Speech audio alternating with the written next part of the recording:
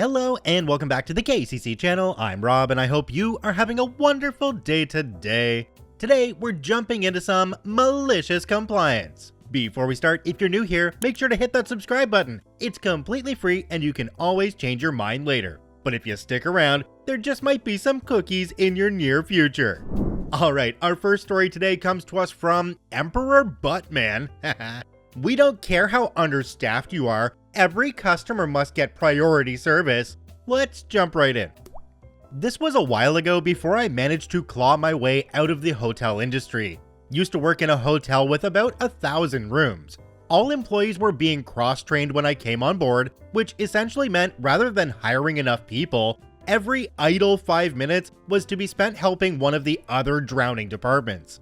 Most of my time was either dedicated to service or reception, but we got plenty of housekeeping and tech department odd jobs thrown our way too. This was pretty normal since tech were by far the smallest department, around 3 people for 1,000 cheaply constructed rooms, and housekeeping was also tiny for the impossible amount of work they had to do. So what duties could be expected in reception? Replace door batteries, light bulbs, unclog drains, restock tea and coffee, coffee makers, kettles, hair dryers, TP, anything guests were missing or ran out of after they checked in. Room service for any COVID isolation cases, ticket stubbing for events, manning the bar, garage duties. There was a whole rental thing going on, and property return rentals were a rarity. Anything else that was flung at us with the label urgent, like room tours and occasionally even making our own staff lunches. Ignoring our repeated requests to cut down the number of available rooms until we had enough staff to actually provide the service we advertised, management also informed us we were there to placate the after-sales cases, disgruntled customers rightly pissed off that they didn't get what they're promised. So after months of going by the book, I finally found myself a comfortable little loophole. Any tech or housekeeping issue was obviously higher priority than reception, since, for example, not having toilet paper or working lights, drains, and doors was an unacceptable condition for guests. So waiting 2 hours to be checked in or book breakfast was preferable by far. Having 2 to 3 receptionists on shift to man 3 phones, email, scanners and printers for guest registrations, yeah, we still had one foot in the 90s, and troubleshoot reservations, one of us would be on the desk checking people in. If another was available, they'd be on digital responses, just taking one call after another while working through emails, and I would take every single tech and housekeeping job that came. If any of us received complaints, we'd explain the situation. I'm sorry, but there's currently an emergency, insert technical HSK issue here, that will have to take priority. If you'd be so kind as to wait in line until my colleague comes back, he'll see to you upon his return. I'm pretty resilient when I don't give an F anymore, so I told them to put any difficult guests in my line too, unless their problem was high priority. Whenever I got back, I'd have 30 minutes to 2 hours to work through the line before the next thing would come up and I'd apologetically leave. When they demanded an explanation or just started yelling, I'd simply explain our duties and say I fully agree that this is not a comfortable condition for guests to be in. And they in turn would agree that providing toilet paper and other essentials needed to come first. Naturally, wanting to provide all customers with the tools to improve their future experience, I always rounded off these kinds of conversations with a warm thank you and an "if you can think of any suggestions that might improve yours and other guests' future experiences here, please let us know on TripAdvisor." Feedback of any nature is always valuable to us. Reviews came flooding in that were either talking about a massive dip in quality or how understaffed and poorly managed the place was. But funnily enough, I never heard one bad word against the staff. Management didn't make a big change to the hiring policy, so I eventually left. But last I heard, almost everyone had quit not long after I did, and the place has since rebranded, presumably to get away from the rating that dropped a couple stars. Jumping down to the comment section in this one, there's one from a user called Indigo0331 that I completely agree with. It says, if every customer is getting priority service, no customer is getting priority service. Another way to look at this is if management says that every single thing is a priority, the employees are going to look at it and be completely overwhelmed not knowing what to do first. There should be a clear-cut set of priority tasks that take place before other tasks. It's like if you're trying to put on your socks and shoes. You can't put on your socks and shoes at the same time. Socks must go on before shoes. But in an emergency, you can don your shoes and forego your socks. Thus, socks are not a top priority task. But they are nevertheless a task that should be performed, and they must be done before the shoes, unless you're hellbent on effing up royally. Our next story today comes to us from AShellfishLover. All of this over a couple of envelopes? Let's jump right in. I caught COVID early due to the work I do. Unfortunately, that meant that what little help would come for others during the lockdowns and such didn't happen. I had been ready to move before, but the job fell through and my old boss was great letting me come back, go to a full work from home setup and checking in when needed. Still, a lot of stuff fell to the wayside. Unfortunately, due to my hobbies, I ran afoul of a postal worker. I collect and trade cards, mostly magic stuff. As such, I get a lot of packages and had developed rapport with my previous mail carrier about all of the weird towns and even out-of-the-way countries I would sometimes receive a package from. When I got sick, Manuel would bring my mail to me, and we commiserated a lot. Manuel was a good dude, an immigrant who made his way, raised 3 lovely boys, and got into the USPS and stayed to retirement. Then came Sandra. Sandra was the epitome of the type of personality I hated in that city. Loud and proud about being ignorant, but pushy whenever proven wrong. When I realized I hadn't received my mail for a week, I checked in with the post office. Manuel and I had been informal, so paperwork would take weeks to file. Until then, I got someone to help out, but Sandra had already emptied my box and marked it for pickup. Pickup I couldn't do. When I finally got my stuff, a lot of trades that had arrived were now missing. I put it down for theft, but Sandra was the type to just be negligent. She had the look of that middle school teacher who would swear down is up and fail you for daring to look like her ex-husband. It took a lot of haranguing, but I got the approval for direct delivery in my little community. Put up my box on my door, and then got a knock on the door. Smug Sandra, her hand out with 3 letters. This one had to be manually run, that cost 35 cents. Now, I'd received and sent hundreds, maybe thousands of pieces of cardboard crack from this address over the years. I had a manual run twice, and it wouldn't be a big deal, but after months of not going out, no cash for COD. I tried being nice, understanding, but Sandra would give no quarter. So I wheeled myself to dig up 2 quarters in my junk drawer, and came back to Sandra looking Karen-y at my neighbor Bill. Maybe she thought he was the wrong color tone for the neighborhood. I gave her the 2 quarters, and she accosted me for another 5 minutes about how she doesn't carry change. How dare I expect? I was just about done. Then she asked what was in the package. Oh, just some card game stuff. I never knew adults played that crap. I can take stupidity, rigidity to rules. Hell, I'll take someone having a bad day. But mocking my cardboard? Nah. I asked if maybe I could give over a bill. She could write a receipt. I knew that businesses had that sort of thing. She said I'd have to come in, and I couldn't at that time, as I was solo without a handyvan. No electronic option to open an account either. Okay, that's fine. I'll call someone, get them to bring some quarter rolls, do a Venmo with them, and we're good. Then 5 more trades failed to come in, and the note on the door was that she missed me. My work from home stuff was set up in the next room, and I had a doorbell. When I finally asked, she said she had no time to deal with me as she was busy. So I decided to make time. I called my boss and asked if he could cover me for $5 in pennies. I reached out to one of my common trade pals and asked for very specific trades, and waited. About a week later, Sandra came to me with a whole parcel of manually sorted mail, all from the same address, 10 envelopes, and I had 7 rolls of pennies that I cracked open and counted, slipping a few times while in the rain.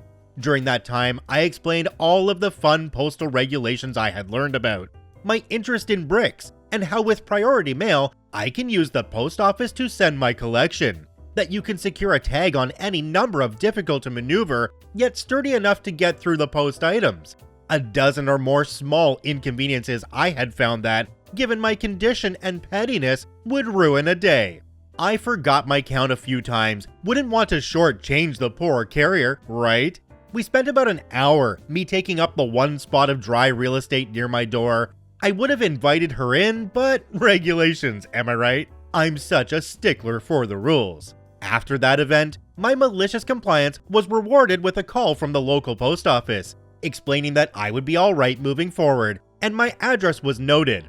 I offered to pay the fees. I could afford the occasional 35 cents for my hobby. They declined, and I never saw Sandra again.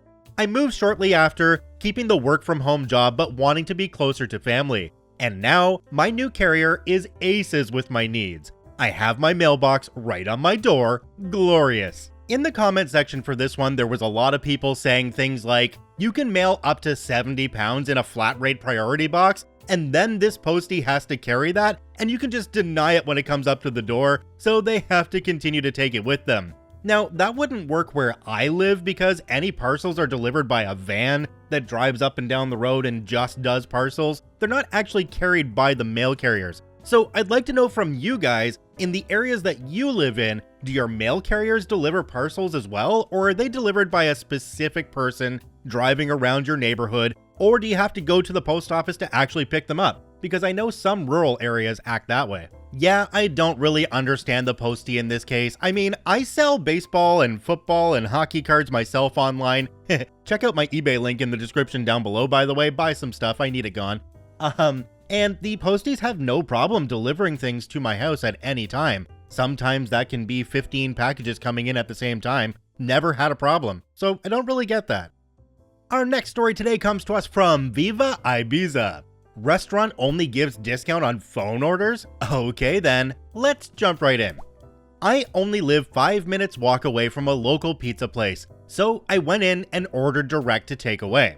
I didn't call ahead as I didn't see much point as I lived so close and I didn't mind the extra couple of minutes. While there, I saw they were doing a special offer, 10% discount if you mentioned their promotion over the phone and then went in to collect takeaway. I know I haven't called in first, but now I know you do a discount if you do, and to save us both the hassle of me calling you right now, and for the fact I know the promotion exists, can I still get the 10% off anyway? No, it's for telephone orders only. Sure, I get that, but I could literally just call you right now from my mobile and you'd give me the discount, but that'd be a bit weird to make me do that, so can I just get it anyway? No, it's for telephone orders only. This job's worth attitude pissed me off, so I was literally about to just forget about buying anything from there and go somewhere else, but as I got outside, I figured that no, I'd just stand outside and call the number on their door and order a pizza that way to get my discount. The phone rang and the same guy picked it up. Can I order a pizza to collect with 10% discount please? He recognizes my voice, obviously as it's just been 15 seconds since we were speaking inside. He looks outside at me, I smile and wave. He looks pissed off that he has to give me my discount now. He takes my order and says it will be 10 minutes. During the next 10 minutes while waiting for my discounted pizza, someone else is about to come in the restaurant to order a takeout. I asked them if they have phoned ahead for the discount or not. They didn't realize that was a thing. No problem, buddy. I'll do it for you. What do you want? I call the same number again. Same guy answers and hears my voice again and looks straight at me again. I smile and wave again and proceed to order this random stranger's pizza order for them whilst maintaining eye contact with him. My friend would also like the 10% telephone discount.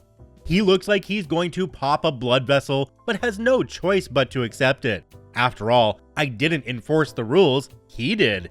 A week later, the telephone order discount is cancelled completely, and it's simply given if you have a menu, and there are menus in the entrance anyway, so you'd be crazy not to see it and use it.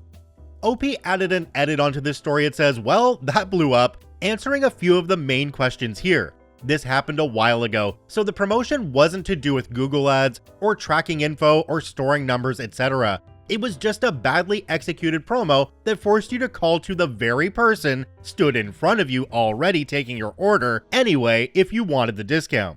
No, not been waiting 15 years to tell this story like I'm some sort of legend and my life peaked at that moment. I read something else on Reddit yesterday and I was like, oh yeah, I remember something like that happening to me, and I've never posted in Malicious Compliance before, so why not share?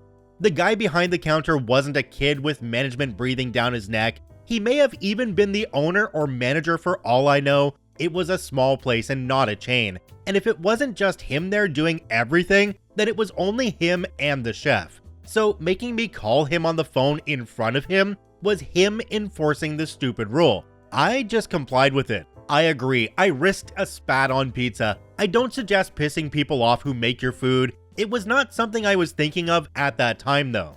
OP, I think you missed a golden opportunity. I would have pulled my phone out while standing at the counter and would have made that phone call standing right in front of that person.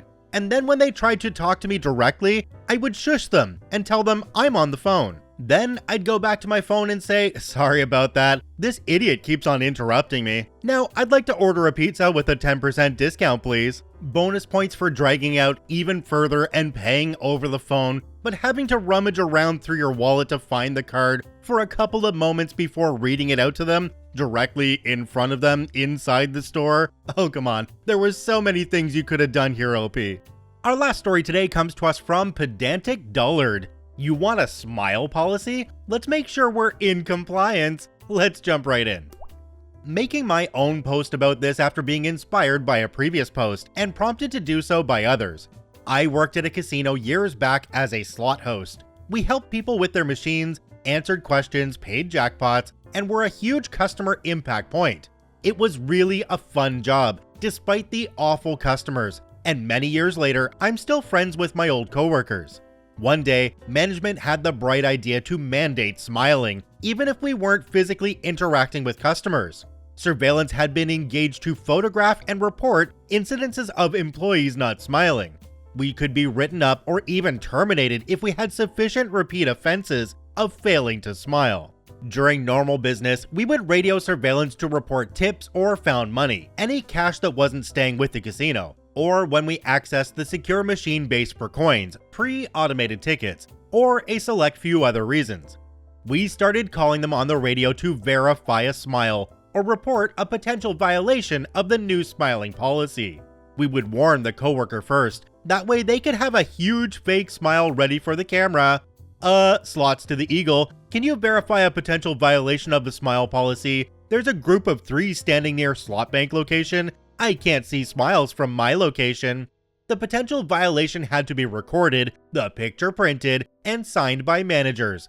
The policy ended after a few weeks. Surveillance complained to the gaming board that they couldn't enforce the new policy and protect the casino's assets. An eye in the sky, Buddy said off the record. They had been buried in dozens of smile violations each shift, and it actually affected the property security.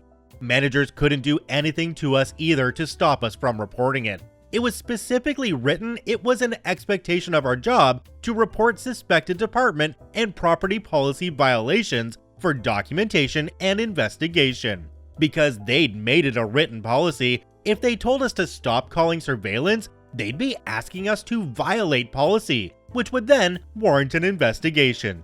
Jumping down to the comments on this one, there's one from a user called Mr. Hodge2. It says, mandatory team building trip to see the movie Smile. OP responded to this one and said, oh no, for that, managers came up with something else. Not kidding, in our pre-shift stand-up for a little while, they made us play hot potato and the telephone pass the phrase game. I refused to play hot potato on the grounds I had graduated elementary school and didn't want to be treated like a child. I played telephone because we completely mangled it, much to our own delight. On a serious note, we didn't need team building BS like that. We were all great friends already. We'd go to the bars together after work, we'd go to worlds of fun, we were very much close friends. I had to work on my last Christmas there. I wasn't sad because I truly was spending it with people I loved, and almost 20 years later, still consider some of my closest friends. Oh, that is the one thing I absolutely hate about big companies, is these quote-unquote team-building events. They even bust us off to one at one point, and we had to sit down in this group of people from other stores that we didn't even know. but yet we had to do a team building event where we were doing things with these other teams, with people we don't know and will never be working with, because that makes a whole lot of sense. You know somebody in the corporate office is patting themselves on the back for putting that policy into place because it's going to bring people together and everything's going to run more efficiently. Meanwhile, the employees are sitting back and going, wow, whoever came up with this is a butthole. Check out all 4 OPs linked in the description down below. I thank you for watching. I hope you have a wonderful day, and we'll see you tomorrow.